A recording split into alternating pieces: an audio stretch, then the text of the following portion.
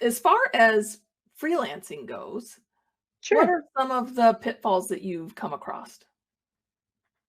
So the big ones that I would say are that first one we kind of talked about, that mindset shift to I don't need to chase every job, right? Another big piece to that, as they go in hand, is you don't need to do every type of job.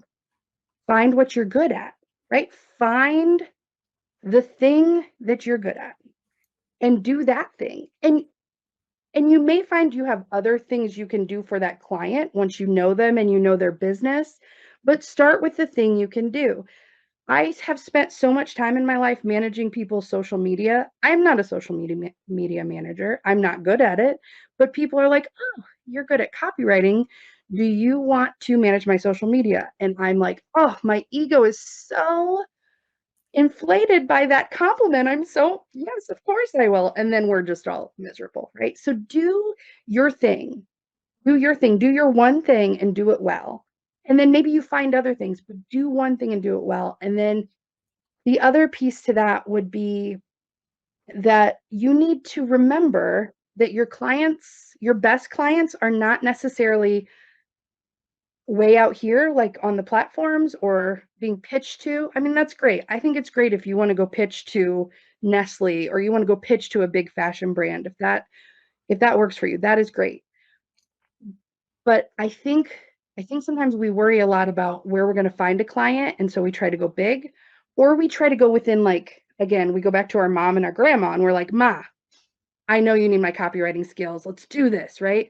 Okay, so the big people are harder to get to, and the people right around you, one, they're not going to pay you what you're worth because they love you, but that's just not normally what they do. And two, there's a personal connection there that maybe you don't want to breach with work.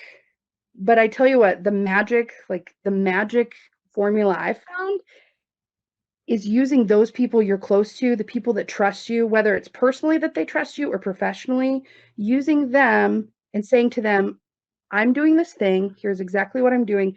Do you know anyone in your circle who might need that service?" So using your circle of influence to build bigger circles of influence. That to me has been so powerful because referrals are so important.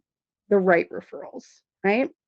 So that I think we either get MLM-y, right? Where we're like, MLMs are always like, find everyone you know and send them an email. And I have nothing against MLM. I'm wearing Mary Kay right now, but they are like, tell everyone you know what you're doing and then call them 8 times and ask them if they want to sign up. Don't do that. But again, I think we have these gifts, and the people who love us and trust us know we have these gifts, and they can share the fact that we have those gifts with other people they know, right? So I Yes. think that that's an easy way to build our following and to build our clientele through quality referrals from people we trust and who trust us. Yeah. So I want to add a comment to something that you said Yeah. just a few minutes ago, and that is that you do the one thing that you do really well, and you don't do anything else. But on Yeah. top of that is you make connections to the people that can do those things that you don't do Yes. so well, and you Yes. build these referral back and forth Yes. relationships with other businesses, Absolutely. because I they think will eventually get something that you do well and they can refer you back.